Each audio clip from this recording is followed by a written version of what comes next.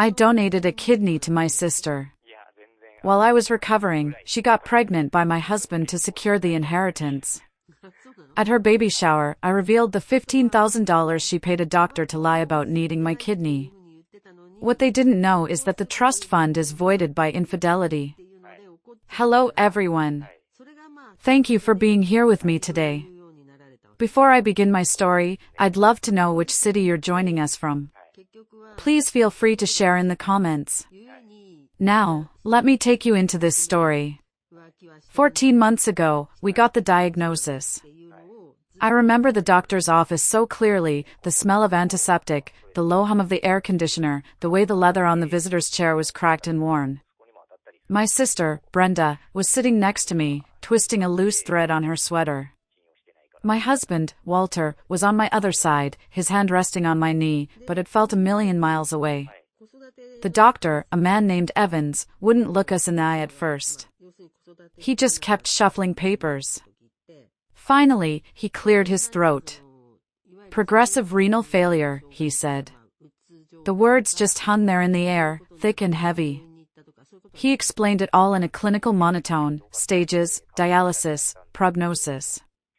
But all I heard was a clock ticking. Without a transplant, he said, finally looking up, his eyes filled with a practiced, detached pity, she has 6 months to live. The sound that came out of Brenda was something I'll never forget. It wasn't a scream. It was a sharp, wounded gasp, and then she just collapsed. She folded in on herself in her chair as if her bones had turned to dust. I rushed to her side, holding her while she sobbed, her body trembling against mine. In that moment, there was no choice.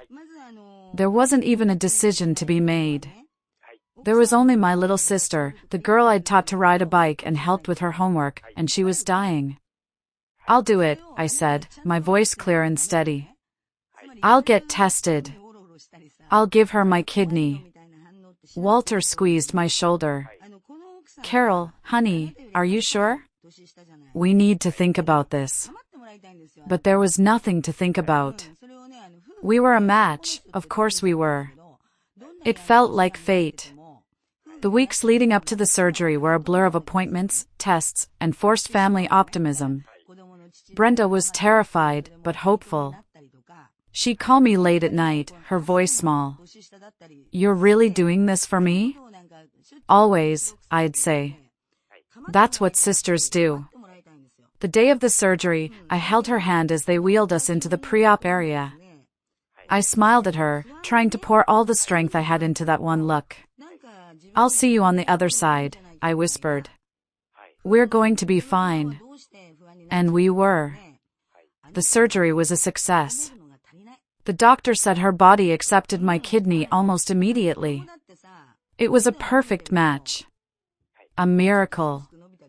But that miracle, I would soon learn, had a terrible, terrible price. They tell you that recovery from a donor surgery is tough, but you can't really understand it until you're living it. For me, it was an 8-month nightmare. My body, the same body that had given up a part of itself so freely, just didn't want to cooperate. The first few weeks were a haze of pain medication and fog.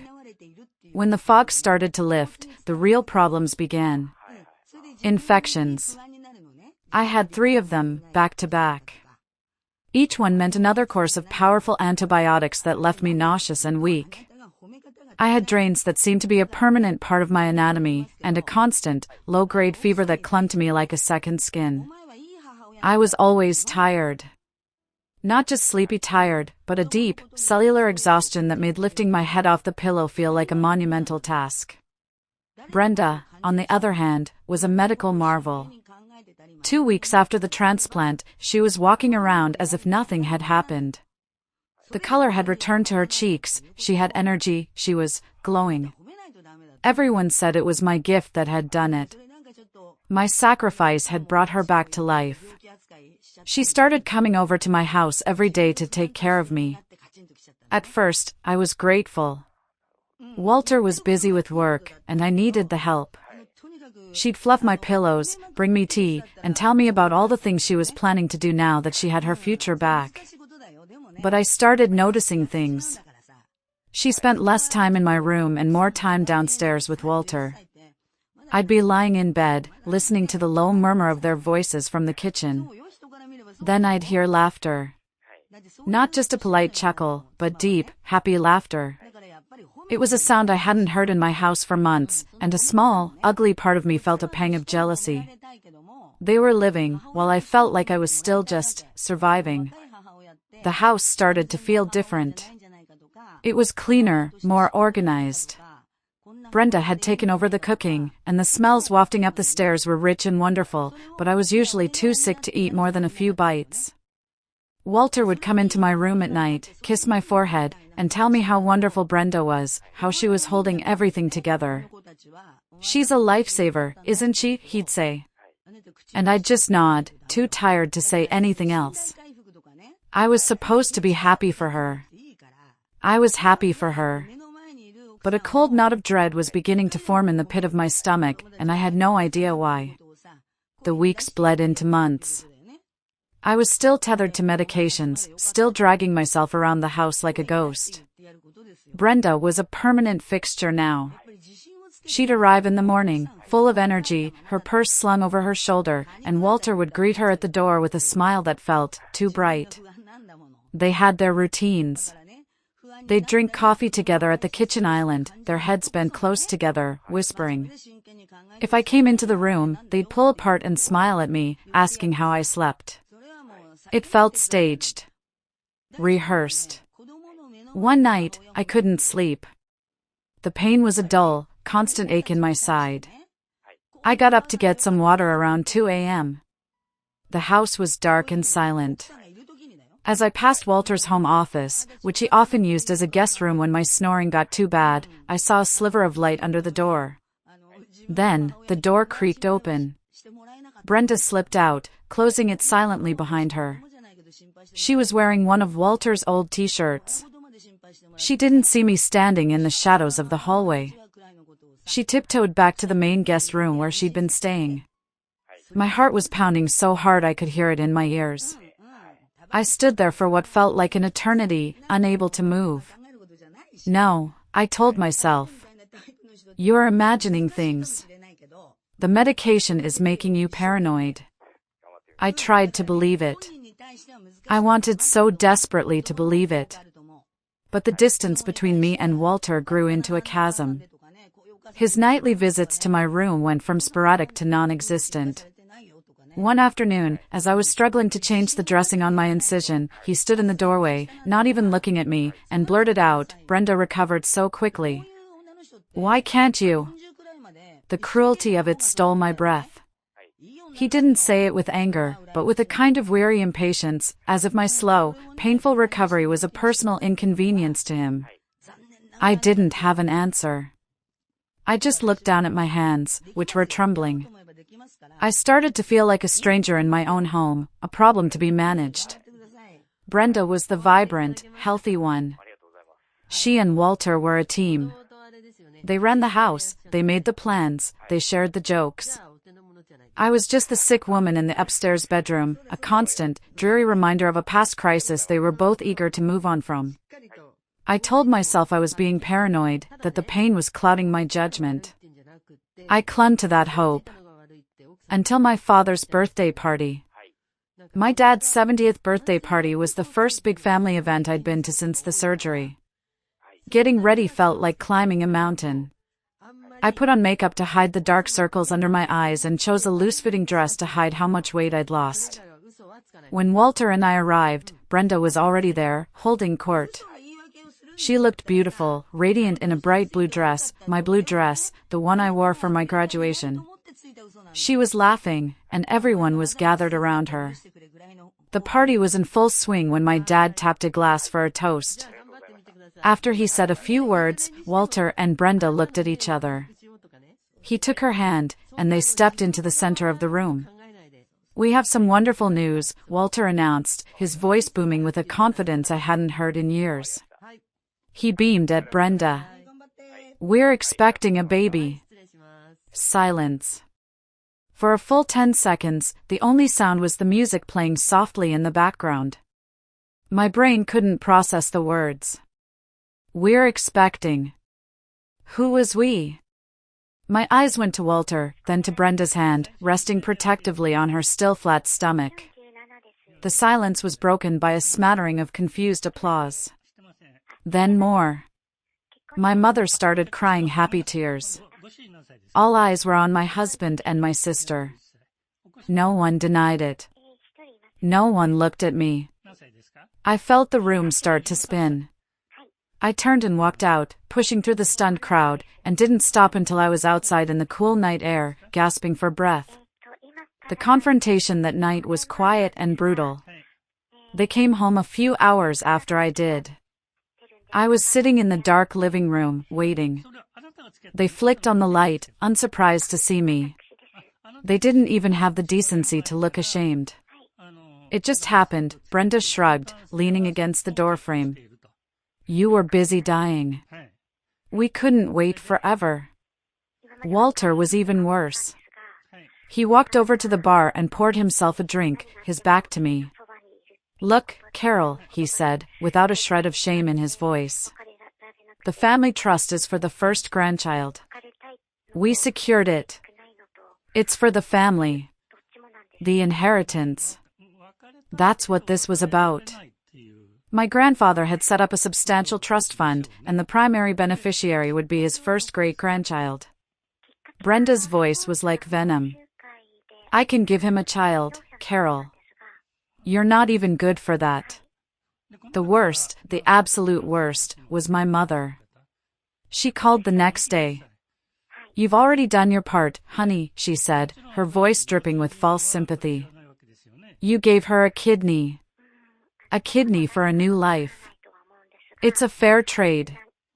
Don't ruin this wonderful news with grudges. That night, from my lonely bed, I heard them whispering in the kitchen again. I could just make out Brenda's words. The baby is due in 5 months. Perfect. Just in time to inherit. They had built their future on my remains. And in that moment, I understood. If they wanted their inheritance, they were going to get it. But not in the way they thought. The first few days after the confrontation were the hardest. I existed in a fog of humiliation. Brenda's words, "You're not even good for that," replayed on a loop in my head. I packed a bag in a daze. I remember just throwing things into a suitcase, a toothbrush, a few sweaters, the book I'd been trying to read for months. I didn't know where I was going. I just knew I couldn't stay in that house, listening to their laughter, breathing in the air they had poisoned. I ended up at a cheap motel off the highway. The wallpaper was peeling, and the carpet had a faint, sour smell. For 2 days, I just laid in bed and stared at the water-stained ceiling. I didn't answer my phone. I didn't eat. I just let the pain wash over me until I was numb. On the 3rd day, something shifted. I got up, took a long, hot shower, and looked at myself in the mirror. I looked like a stranger. My face was pale and gaunt, my eyes were hollow. But deep inside them, I saw a flicker of something I hadn't seen in a long time, anger. A cold, clean, clarifying anger. I wasn't going to die in a cheap motel. I wasn't going to let them erase me. I spent the next week on my laptop, searching for apartments. I found a tiny one-bedroom downtown. It was noisy, the view was of a brick wall, but it was mine. The day I signed the lease, I felt like I could breathe for the first time in a year. The process of moving was slow and painful. I hired a couple of young guys to move the big furniture Walter had agreed to let me have. While they worked, I packed boxes of my personal things, my books, my art supplies, the few pieces of jewelry my grandmother had left me. Each object was a reminder of a life that felt like it belonged to someone else. But once the last box was inside, and I closed the door to my own small space, a profound sense of peace settled over me. It was quiet. For the first time in months, I could think without hearing their voices from the next room. I could think without feeling like a burden, a ghost in my own life. That little apartment wasn't much, but it was my sanctuary. It was my headquarters. And from there, I started to plan my war. The first call I made was to Mr. Henderson. He had been my family's lawyer for 40 years. He'd handled my grandfather's will, and I knew he revered him. He knew every clause of that trust like the back of his hand. His voice was warm and familiar when he answered. Carol, my child. How are you feeling? I was so sorry to hear about everything you've been through. I had to be careful. I couldn't be direct, not yet. One wrong word, and if he was loyal to the happy new family, he could warn them. I'm getting stronger every day, Mr. Henderson, thank you, I lied smoothly. Listen, I'm calling because I need to review some terms of the trust. For my own peace of mind, you know, after everything that's happened. Of course, my child. What specifically? I took a deep breath. This was it. The moral behavior clauses. Are they still in effect? There was a pause on the other end of the line. It was only a few seconds, but it felt like an hour. Are you referring to the conditions of invalidity due to improper conduct? He asked, his voice suddenly sharper, more professional. Exactly. Absolutely, he said, his tone firm. Your grandfather was very, very clear. Any act that tarnishes the family's honor, infidelity, fraud, criminal activity means immediate expulsion from the will. No ifs, ands, or buts. His voice hardened. Is there something I should know, Carol? This was the risky part. I forced a light laugh. Oh, no, not at all. It's just that with this whole operation, one starts thinking about values and not messing up oneself, you know? I could hear the smile in his voice when he replied. I understand perfectly. And I want you to know, Carol, that if you ever discover anything that violates those principles, you have a moral obligation to act. It's what your grandfather would have wanted. I hung up the phone with a smile. Mr. Henderson had just given me the green light without even knowing it. That night, I sat down at my small kitchen table, opened my laptop, and created my first digital file. I called it Operation Stolen Kidney. I started documenting everything. I spent days just writing, forcing myself to remember every detail from those hazy months of recovery. Dates, conversations, transactions, the way they looked at each other when they thought I wasn't watching. It was painful, like picking at a wound, but with every word I typed, I felt a little stronger. Meanwhile, their arrogance grew. With me out of the house, they became careless. Brenda started a full-blown campaign to paint me as unstable. She called all our relatives, spinning a story about how I'd had a nervous breakdown after the surgery. She's very fragile, she told my Aunt Judy in a phone call Judy later recounted to me. The trauma it affected her more than we thought. She's making up these wild accusations. Perfect. Let them think I was broken. Let them underestimate me. The first piece of hard evidence came via a text from Brenda herself. It was a photo. She had completely redesigned my art studio, my sanctuary in the old house. She'd painted the walls a sickening pastel yellow. In the corner where my easel once stood, there was now a crib. Do you like how the baby's room turned out? She wrote. Your old canvases were taking up too much space. I zoomed in on the photo. In the reflection of a window, I could see it. My easel, snapped in half, sticking out of a trash can. Screenshot. Saved. Date and time. Then she started wearing my things. It was brazen. She'd post selfies on Instagram wearing my pearl necklace, the one my grandmother gave me. There she was in my blue silk dress at a fancy dinner with Walter. It was as if she hadn't just taken my husband and my future, she was systematically trying to inherit my entire life, piece by piece. Each photo was a slap in the face, but it was also evidence. I saved every single one. I was building a case, and my own sister was handing me the bricks. The lowest blow, the one that truly solidified the ice in my veins, came when I finally got around to checking our joint bank statements. I had been so caught up in my health and the emotional turmoil that I hadn't paid close attention to our finances. What I found made me feel sick to my stomach. They had been using our joint credit card for everything. Romantic dinners at restaurants I'd always wanted to try. New furniture for the baby's room. And then I saw it, the down payment on a brand new BMW. In 3 months, while I was fighting off infections and struggling to walk to the bathroom, they had spent nearly $40,000 of my savings. My savings. Money I had from before I even met Walter. My first instinct was pure rage. I picked up the phone to call the bank and cancel the cards. But as my finger hovered over the last digit, I stopped. I thought about what Mr. Henderson had said. I needed proof. Hard, undeniable proof. I'd like to report the cards as active and in good standing, I told the bank representative instead. Let them keep spending. Every single transaction was another nail in their coffin, another rope for them to hang themselves with. But a nagging question kept circling in my mind in the dead of night. Why the urgency for the transplant? Why had Dr. Evans been so insistent that there were no other options? Why hadn't we sought a second opinion? It took some doing, and a few firm phone calls, but I finally got my complete medical records sent to my new apartment. The whole file, the initial labs, the scans, Dr. Evans's recommendations, everything. I found an independent nephrologist in the next state, a highly respected specialist. I sent him my entire file, with a simple request for a blind review, without telling him who I was or the situation.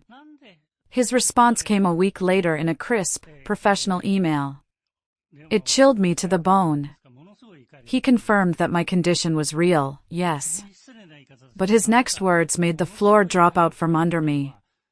This diagnosis is aggressive, he wrote. A transplant was certainly an option, but based on these labs, the patient's condition was manageable with medication. It was not an immediate, life-threatening emergency. The recommendation for an urgent transplant is, in my professional opinion, highly unusual. It wasn't an emergency. I reread the sentence 10 times. They had made me believe I was saving her from certain death. But it was a lie. This was no longer just about infidelity or money. This was something much, much darker. This was the weapon I never knew I had. This was the truth that would burn their world to the ground. The doctor's email sat open on my laptop for a full day. I couldn't touch it. I couldn't close it. It felt like a radioactive object in my tiny apartment. Not an immediate emergency. The words echoed in the silence, mocking me. My sacrifice, my pain, my scars, for a lie. But why? Why go to such lengths? The answer came to me in a flash of cold, horrifying clarity. It had to be about money. I called my cousin, Laura, who works in financial auditing. Laura, I need a favor. No questions asked, I said, my voice flat. I need you to teach me how to track bank transfers. The discreet kind. She was a lifesaver. Over a series of video calls, she walked me through the basics of forensic accounting. It took me 2 weeks of sleepless nights, staring at spreadsheets and bank portals until my eyes burned, but it was worth it. I started with Dr. Evans. It was a long shot, but I had a hunch. And there it was. A deposit of $15,000 made to his personal investment account. The source? An investment account in Brenda's name, an account she had opened just 3 months before my diagnosis. The transfer was dated 2 weeks before our consultation. I leaned back in my chair, the air leaving my lungs in a rush. I felt strangely calm. The rage and the pain had burned away, leaving behind something hard and clear. Brenda had bought my kidney. She had paid a doctor to lie about a medical emergency that didn't exist to steal a part of my body, also she could get pregnant with my husband and secure an inheritance she felt entitled to. This wasn't just infidelity and fraud. This was a medical conspiracy. This was, for all intents and purposes, organ trafficking. Just as this realization settled in, two things happened that sealed their fate. First, the invitation to Brenda's baby shower arrived. It was a cheerful card with pastel animals on it.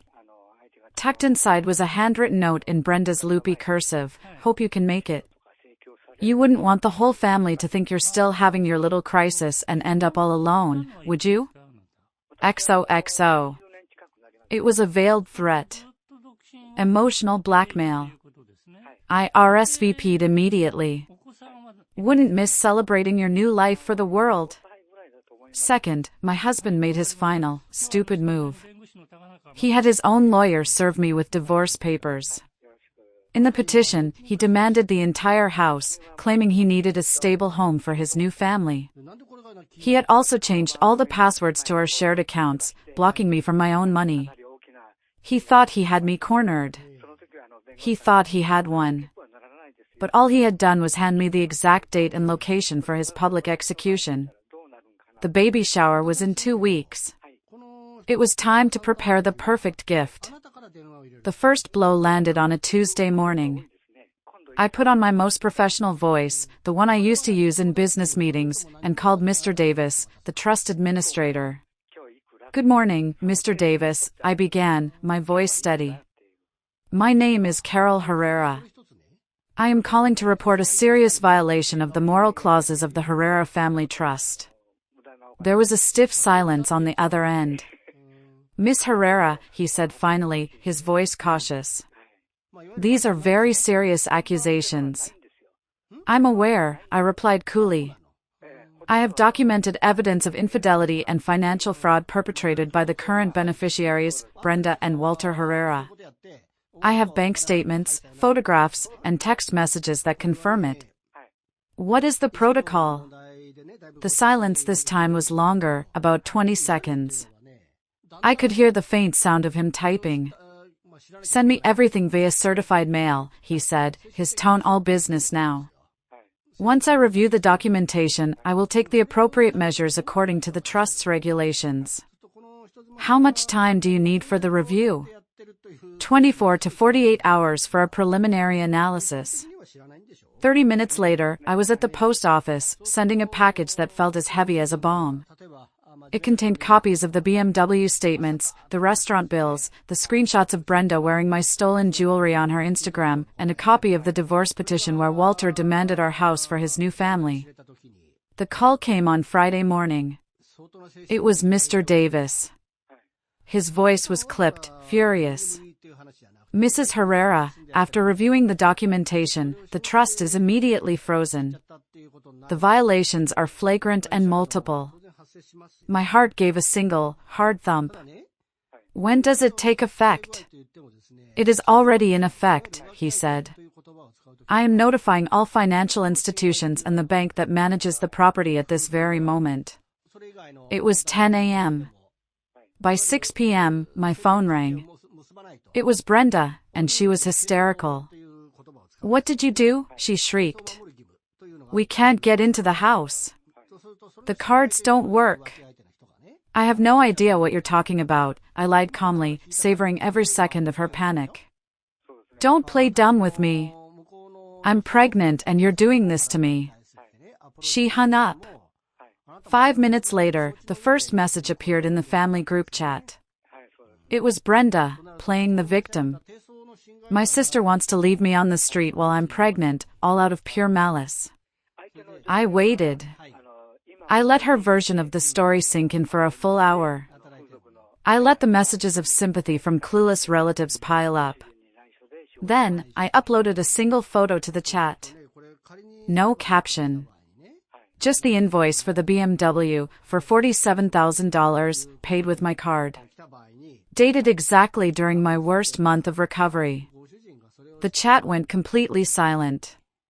My Aunt Judy was the first to write, 3 simple words, "Is this real?"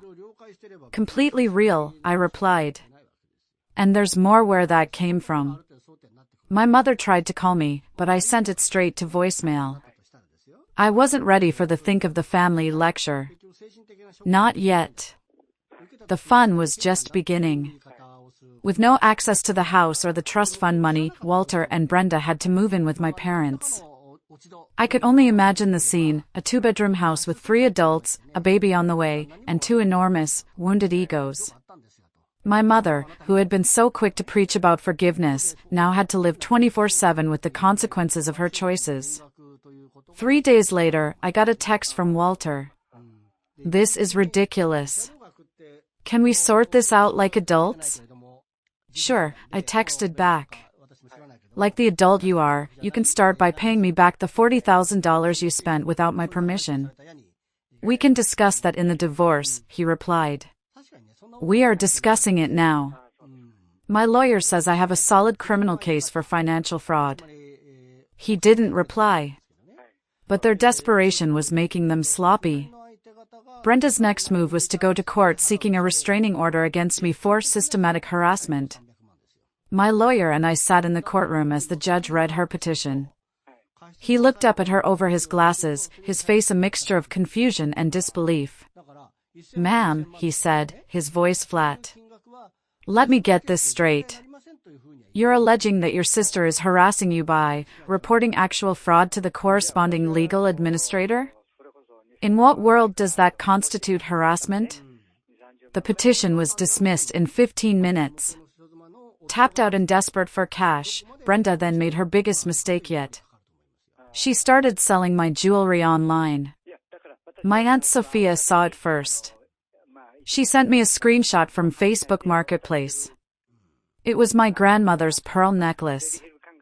The listing price was $800.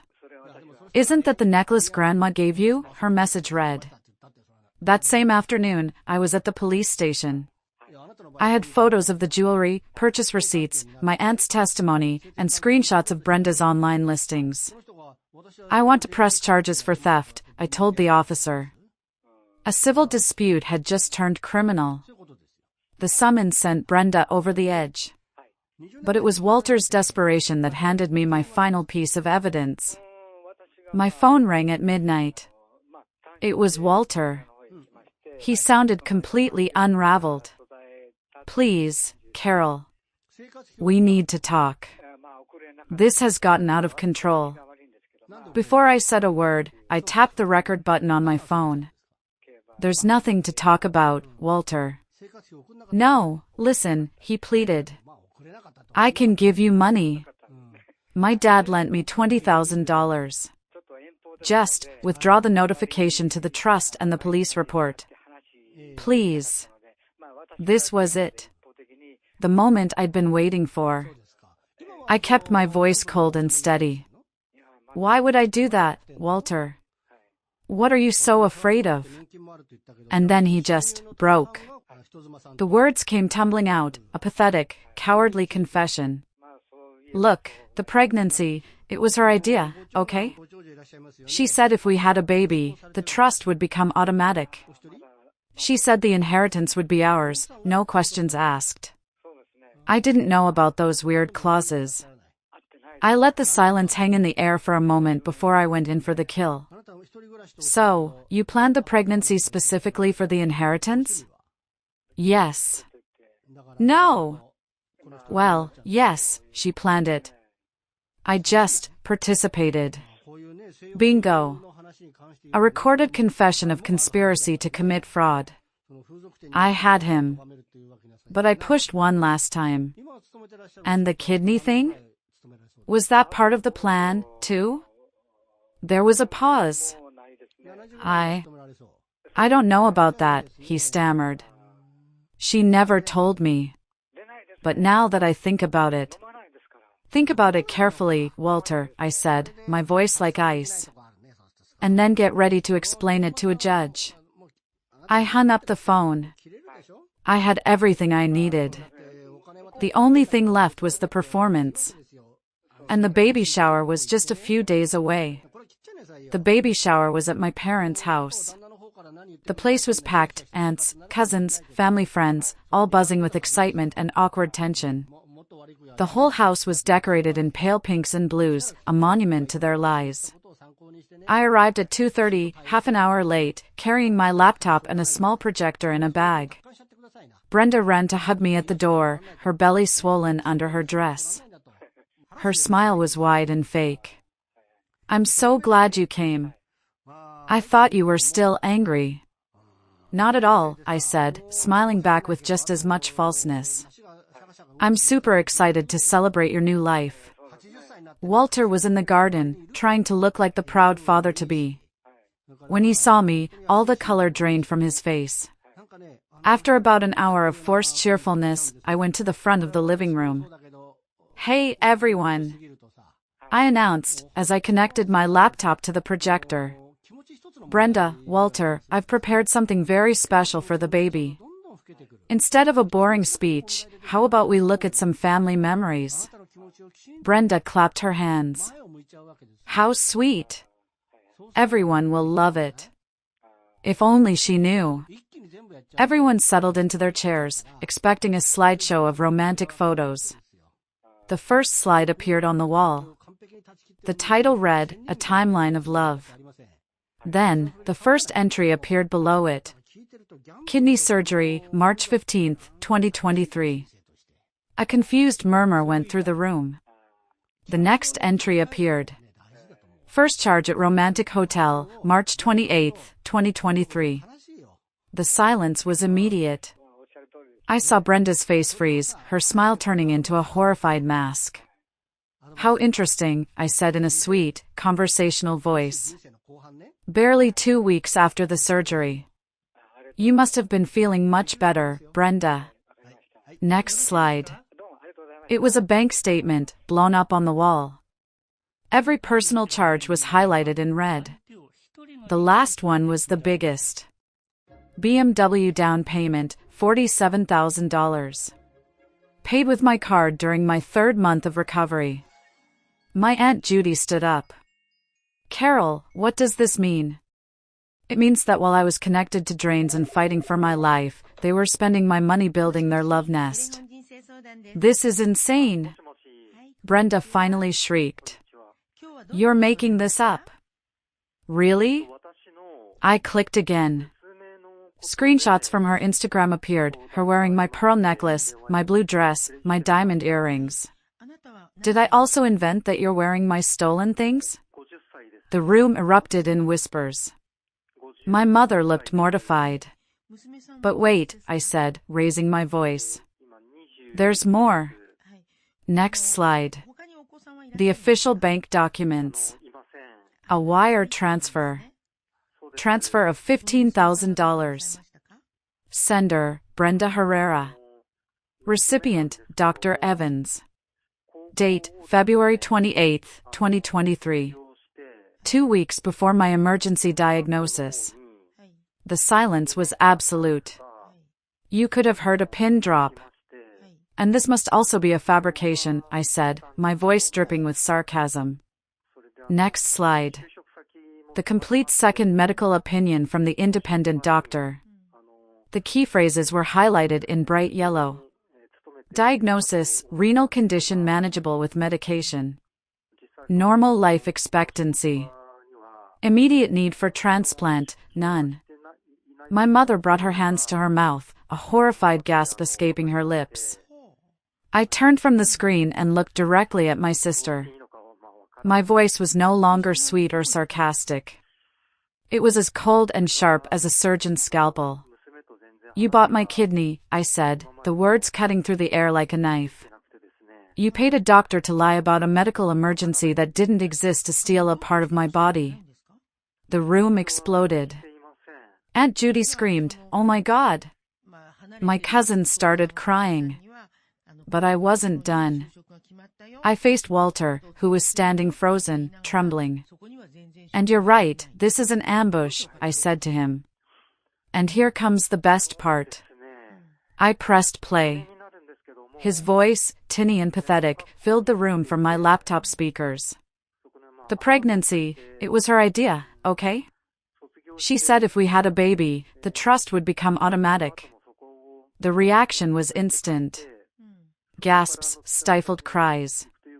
My Aunt Judy looked at Brenda with absolute horror. Just as Brenda started screaming that it was fake, that it was edited, my phone's timer went off. Perfect timing, I said. I activated a video call I had set up earlier. Mr. Henderson's face appeared on the projector screen, stern and official. "Good afternoon, Herrera family," he said, his voice booming. "After reviewing the extensive evidence presented, I am here to confirm the total and irrevocable nullification of all trust benefits for Mrs. Brenda Herrera and Mr. Walter Herrera, due to adultery, fraud, and immoral conduct." Brenda collapsed into a chair, sobbing. Furthermore, Mr. Henderson continued, "Total control of the trust and all real estate properties will now be administered solely by Miss Carol Herrera." My father, who had been silent until now, stood up.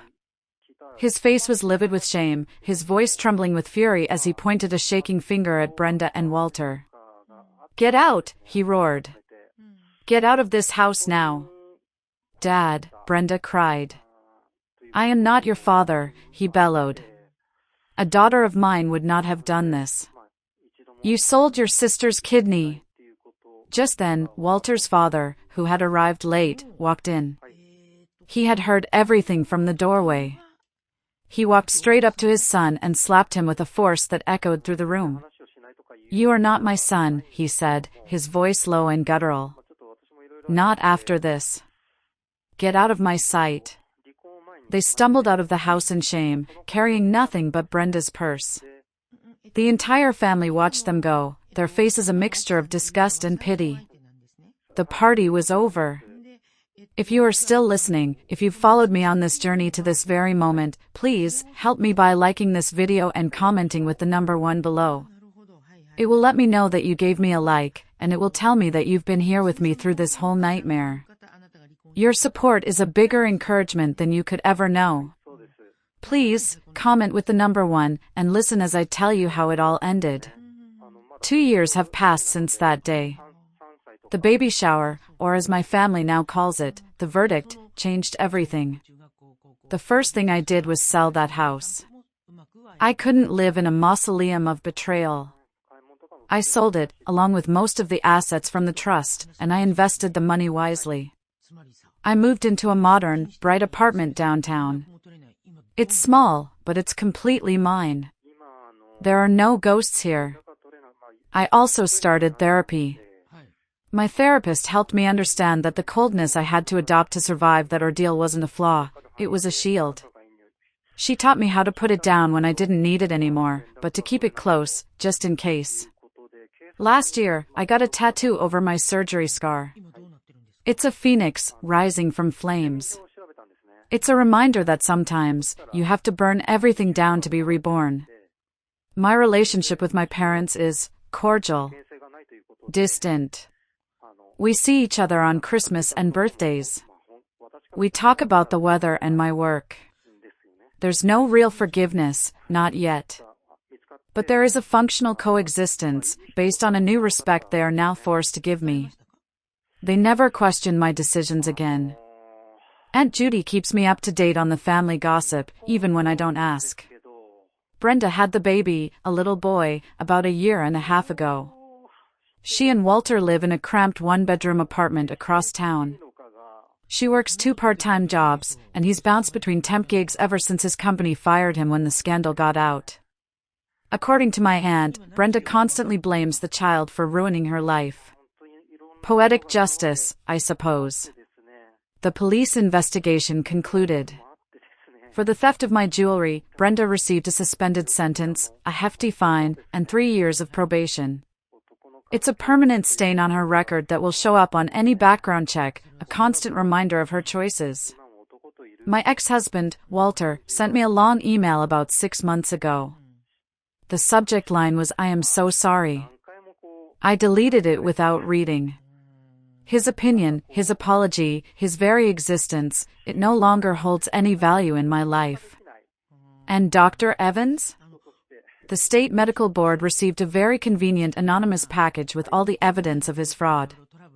He lost his license, faced multiple malpractice lawsuits, and his reputation was left in ashes. The last I heard, he was working as a sales representative for a third-rate pharmaceutical company.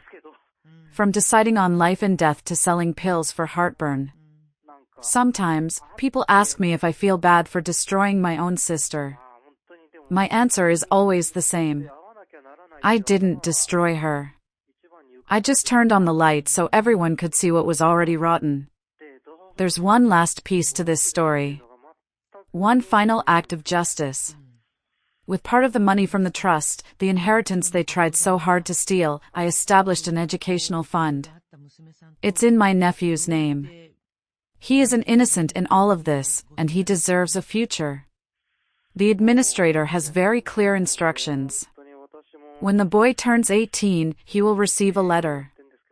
That letter will inform him that his entire university education is fully paid for by the Herrera Restoration Fund, financed with the assets his mother tried to steal from me. And attached to that letter, he will find 2 documents, a copy of the fraudulent medical diagnosis from Dr. Evans, and the bank statement showing the $15,000 bribe from his mother's account. She will have to look her son in the eye and explain why the golden ticket to his future is printed on the irrefutable proof of her betrayal. I didn't take away his inheritance. I gave it to him, and only him. But it comes with a price, a debt of truth that she will have to pay for the rest of her life. Power isn't in being the perfect victim.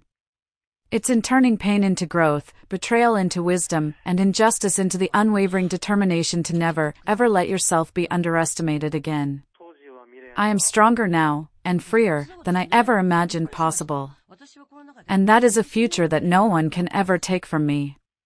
Thank you for listening. And so, this story leaves us with profound lessons about resilience, self-worth, and the power of truth. It is a reminder that even in the darkest betrayals, we hold the ability to reclaim our strength and rebuild our lives. Pain, no matter how deep, can become a catalyst for growth, and the scars we carry are not symbols of weakness but of survival and transformation. True power lies not in revenge but in rising above, in choosing integrity and self-respect over bitterness. This journey also teaches us the importance of valuing ourselves and setting boundaries. Sacrifices made for love or family should never come at the cost of our dignity or well-being. Sometimes, walking away from toxic relationships is the bravest and most necessary step toward healing.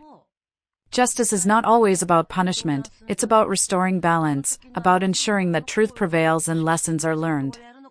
What about you? What did this story teach you about strength, forgiveness, or self-respect? Share your thoughts or simply comment good if this reflection resonates with you. Let's continue this conversation together.